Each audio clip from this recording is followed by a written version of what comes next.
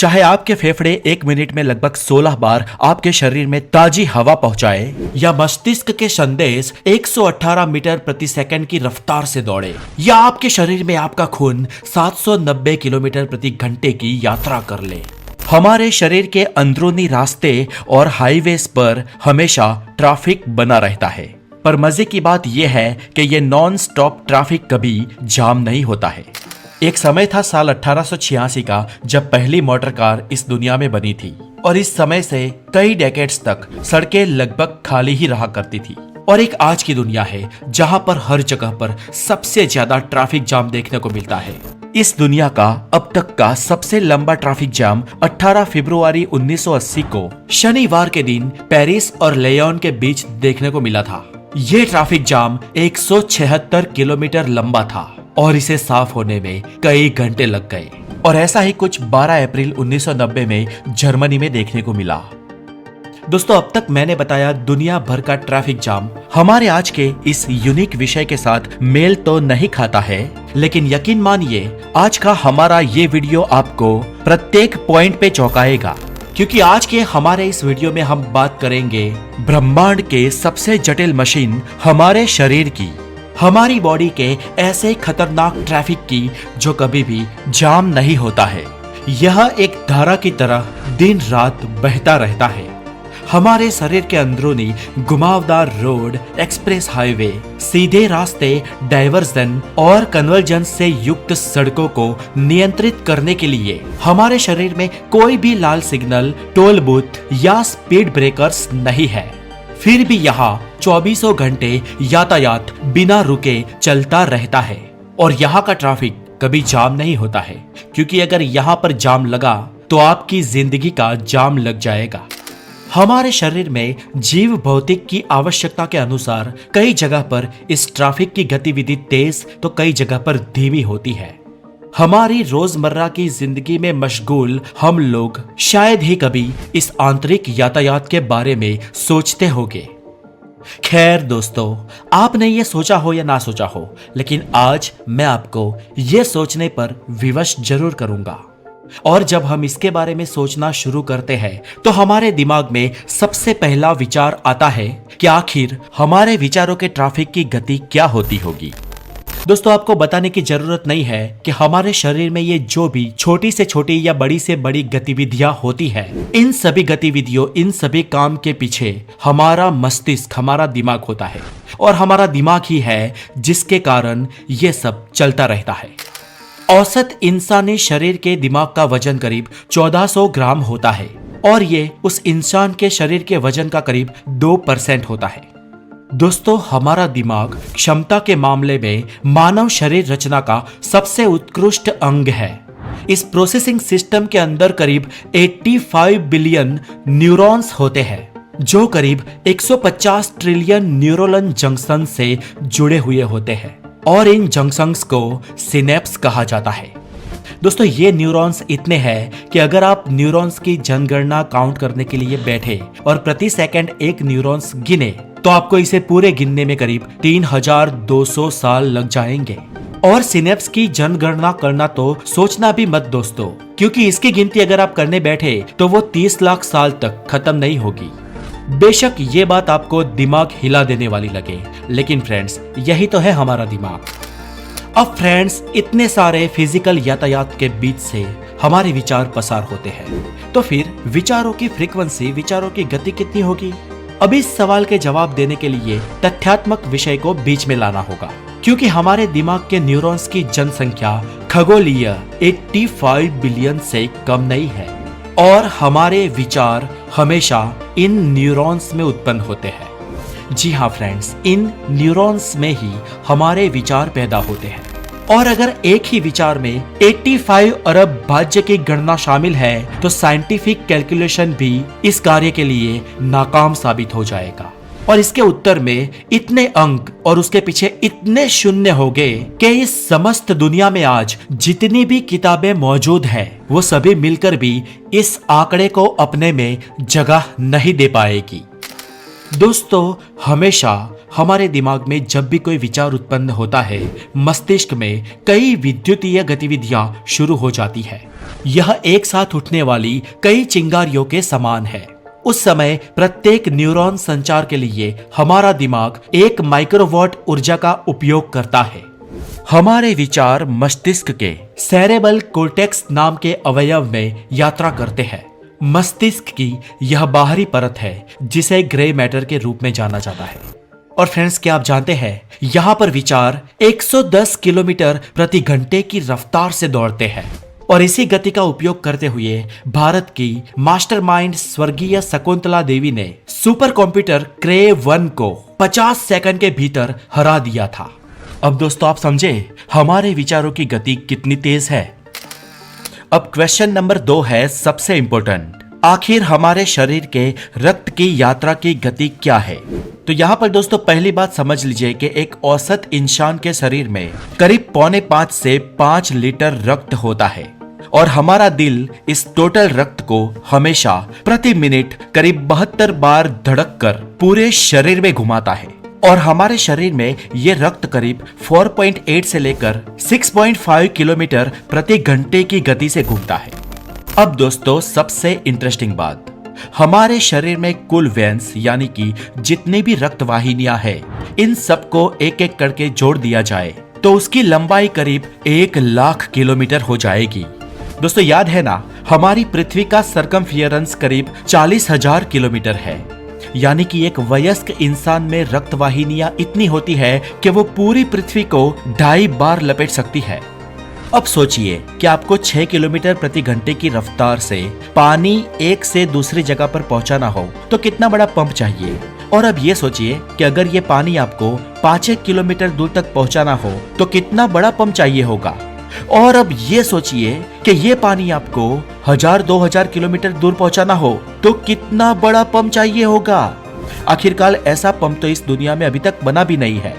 और अब चौंकाने वाली बात यह है दोस्तों कि हमारे शरीर का एक छोटा सा पंप हमारे रक्त को पूरे शरीर की रक्त वाहिनियों में यानी करीब 1 लाख किलोमीटर के विस्तार में लगातार बार बार घुमाता है, बिना रुके बिना थके, आपके जन्म से मरण तक एक भी बार बिना स्टॉप हुए। ये छोटा सा कुदरती पंप लाजवाब है ना दोस्तों। और फ्रेंड्स, इस छोटे से कुदरती पंप की अवधि बहुत लंबी होती है। अगर खान पान का ध्यान रखा जाए और इसमें कोई रुकावट ना आए तो इसकी आयु करीब 100 साल तक होती है। और दोस्तों, हमारे इस दिल को कैसे सुरक्षित रखा जाए और हार्ट अटैक से कैसे हमेशा के लिए बचा जाए, इस पर मैंने पहले भी एक वीडियो बनाई है जिसके लिंक डिस्क्रिप्शन में है। आप इस वीडियो के एंड में उस पर जाके उसे जरूर देखिएगा। अब दोस्तों है नंबर 3, हमारे शरीर में हम जो सांस लेते हैं उस हवा की गति क्या होती है। तो फ्रेंड्स, हमारी प्रत्येक सांस 500 मिलीलीटर यानी कि करीब आधा लीटर ताजी हवा हमारे फेफड़ों में खिंचती है। और ये बात तब लागू होती है जब कोई इंसान रिलैक्सिंग पोजीशन में है, कड़ी मेहनत नहीं कर रहा। और ऐसे में ये हवा हमारे शरीर में 2.5 सेंटीमीटर प्रति सेकंड की रफ्तार से घुसती है। ऐसे जैसे जैसे हम सांस लेते जाते हैं, 1 मिनट में करीब 15 से 17 बार फेफड़े हवा प्राप्त करते हैं, जिसकी क्वांटिटी 7.5 से 8 लीटर तक होती है। और इतनी हवा शरीर में मौजूद रक्त में कार्बन डाइऑक्साइड को ऑक्सीजन में बदलने के लिए पर्याप्त है। अब दोस्तों, ये जो हमारे फेफड़ों में ऑक्सीजन जाता है वो फिर हमारे ब्लड स्ट्रीम में घुल जाता है और प्रत्येक सेल में पहुंच जाता है। और फिर ये ऑक्सीजन वेस्ट गैस बन जाता है जिसे हम कार्बन डाइऑक्साइड कहते हैं। फिर हमारी बॉडी फिर से ऑक्सीजन लेती है और इस कार्बन डाइऑक्साइड को बाहर निकालती है। ऐसे सांस की यह गति लगातार चलती रहती है। इसके अलावा हमारे शरीर का मेटाबॉलिज्म भी बायोकेमिकल प्रोसेस करके जो खाना हम खाते हैं उसको सांस लेने के माध्यम से उसमें मौजूद ऑक्सीजन को कार्बन डाइऑक्साइड में बदल देती है। हम जब कार्बोहाइड्रेट वाली चीजें खाते हैं या फिर जैसे कि चीनी, शहद या गन्ने जैसी चीजें खाते हैं तो 100% ऑक्सीजन कार्बन डाइऑक्साइड में परिवर्तित हो जाती है। जबकि हम जब फैटी फूड खाते हैं जैसे कि प्रोटीन और मक्खन, उसमें 70 to 80% ऑक्सीजन कार्बन डाइऑक्साइड में परिवर्तित होती है। और इस बात में बहुत कुछ इस पर निर्भर है कि भोजन हमारे पाचन तंत्र में कितनी देर तक पड़ा रहा है और ये बात हमें हमारे अगले प्रश्न की ओर ले जाती है, जो है पाचन तंत्र में भोजन किस गति से आगे बढ़ता है। अब दोस्तों, जब हम खाना खाते हैं तो स्वादिष्ट भोजन हमारे मुंह से होता हुआ नली से सीधा हमारे पेट में जाता है और हमारा पेट 3 से 4 घंटों तक इस भोजन को तोड़ता है मतलब इस भोजन के साथ पाचक रसों को मिलाकर इस भोजन में से पोषक तत्वों को ग्रहण करता है। Protein, carbohydrate, fat, vitamins, minerals, ये सब चूस लेने के बाद जो फूड होता है वो बिल्कुल बंजर, नासूर, काम रहित बन जाता है। इसके बाद हमारा भोजन पेट से गुजरकर स्मॉल इंटेस्टाइल यानी कि छोटी आंत, जो करीब 20 फुट तक लंबी होती है, जी हाँ, छोटी आंत हमारी 20 फीट तक लंबी होती है, उसमें चला जाता है। और इसके बाद भोजन जाता है बिग इंटेस्टाइल में, जिसे हम बड़ी आंत कहते हैं, और ये बड़ी आंत सिर्फ 6 फीट ही लंबी होती है। अब आप ये सोचोगे कि अगर हमारी छोटी आंत 20 फुट तक लंबी है और बड़ी आंत 6 फुट लंबी है, तो बड़ी को छोटी और छोटी को बड़ी क्यों नहीं कहते? तो फ्रेंड्स, इसका कारण ये है कि हमारी छोटी आंत का डायामीटर, मतलब कि इसके बीच की जो जगह है, जो चौड़ाई है, वो छोटा होता है, मतलब कि वो 1 इंच का ही होता है, जबकि हमारी जो बड़ी आंत है वो बीच में से, मध्यम में से ज्यादा चौड़ी होती है, जिसका साइज 3 इंच होता है। और इसीलिए दोस्तों, आप समझे छोटी को छोटी और बड़ी को बड़ी क्यों कहते हैं। और ये जो भोजन है वो पूरे पेट में 10 से लेकर 30 सेंटीमीटर पर आवर की गति से आगे बढ़ता है। अब फ्रेंड्स, ये गति थोड़ी बहुत वेरी करती है और ये इस पे डिपेंड करता है कि खाने वाले ने क्या खाया था। और इसके बाद अंततः हमारा भोजन मल त्याग द्वार के द्वारा बाहर निकल जाता है। कोई दिन में 2 बार भी शौच जा सकता है और कोई 1 बार भी। ये इंसान की प्रकृति पर निर्भर करता है। दोस्तों, अब हमारा अगला सवाल है, हमारे शरीर के नर्वस सिस्टम में बहने वाले संदेशों की गति क्या है। तो फ्रेंड्स, यहाँ पर आपको बता दूं कि तांबे के तार का उपयोग करके उस पर से जो संचालित बिजली पसार होती है, उसकी गति करीब 2,88,000 किलोमीटर पर सेकंड होती है, जो प्रकाश की गति से लगभग बराबर होता है। हालांकि तांबे के तार की तुलना में मानव शरीर की नसें बिजली के संकेतों को बहुत ही धीमा कर देती है, जो प्रकाश की गति के 10 लाखवें हिस्से के बराबर होता है। इसके अलावा हमारा नर्वस सिस्टम कभी कभी आवश्यक संकेतों को बहुत ही फास्ट गति से दोहराता है, तो कभी कभी अनावश्यक संकेतों को धीमा कर देता है। मान लीजिए कि आप रात के अंधेरों में कहीं पर टहलने जा रहे हो और आपका पांव एक नरम सी चीज पर पड़ता है। फिर जैसे ही आपके दिमाग में सांप का ख्याल आता है, आपका पांव 1 सेकंड के 10वें हिस्से में तुरंत ऊपर उठ जाता है, क्योंकि इस अचानक और संभावित खतरे को भांपकर हमारा नर्वस सिस्टम सिग्नल को 430 किलोमीटर पर आवर की स्पीड से, यानी कि 120 मीटर प्रति सेकंड की स्पीड से दिमाग तक पहुंचाता है, क्योंकि ये सिग्नल उस परिस्थिति में बहुत ही जरूरी माना जाता है। लेकिन अब मान लीजिए कि आप अपने ही घर में हो और आपका अंगूठा किसी दरवाजे के बीच आ जाता है, और जब तक आपका दिमाग दर्द होने के संकेत पर ध्यान दे, तो आप महसूस करेंगे कि दर्द कुछ क्षण बाद महसूस होता है, क्योंकि ऐसे संकेतों को आपका नर्वस सिस्टम जरूरी नहीं मानता है। और ऐसे अनावश्यक संकेतों की स्पीड 8 से 8.5 किलोमीटर पर आवर की होती है। ऐसे हमारे शरीर में मध्यम, धीमी और फास्ट 3 तरीके की संकेत व्यवस्था होती है, जिसे वैज्ञानिक A, B और C नाम दिए हैं। अब आता है बहुत ही इंटरेस्टिंग सवाल, पेशाब के पासिंग आउट परेड की गति क्या है।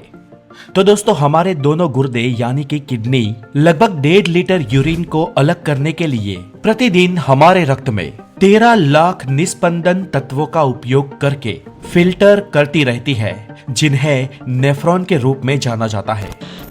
इस प्रकार फिल्टर किए गए मूत्र को मूत्राशय में ले जाया जाता है, जहां पर करीब 350 मिलीलीटर मूत्र स्टोर हो सकता है, और यहां से मूत्र त्याग के द्वार के द्वारा 10 से 21 मिलीलीटर प्रति सेकंड की रफ्तार से यूरिन शरीर से बाहर चला जाता है।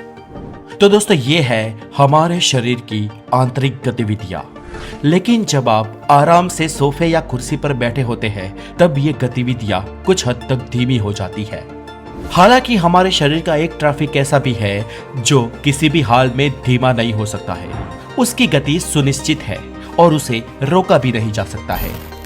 जब आप आराम से बैठे हो तब नाक में कुछ झंझनाहट होती है और धड़ाम से आ पड़ती है एक छींक और करीब 140 से 150 किलोमीटर पर आवर की स्पीड से नाक से हवा बाहर निकलती है और यह मानव शरीर के जैविक यातायात की सबसे तेज गति है। और दोस्तों, ये होती है हमारे आंतरिक शरीर की गतिविधियां जो लगातार चलती रहती है और हमारे जीवन भर ये यातायात कभी रुकता नहीं है। तो दोस्तों, आज के लिए इतना ही। मानव शरीर के बारे में ये वीडियो आपको कैसा लगा हमें कमेंट करके जरूर बताएं। और अगर आप हार्ट के बारे में या शरीर के और आश्चर्यजनक तथ्यों के बारे में जानना चाहते हैं तो डिस्क्रिप्शन में दी गई लिंक पे जाके हमारे वो 2 वीडियो जरूर देखें और हमारे यूनिक पॉडकास्ट को सुनने के लिए हमें स्पॉटिफाई पर भी जरूर फॉलो करें। आगे मिलेंगे ऐसे ही हेल्दी नॉलेज के साथ, तब तक अपना बहुत सारा ध्यान रखें। Take care.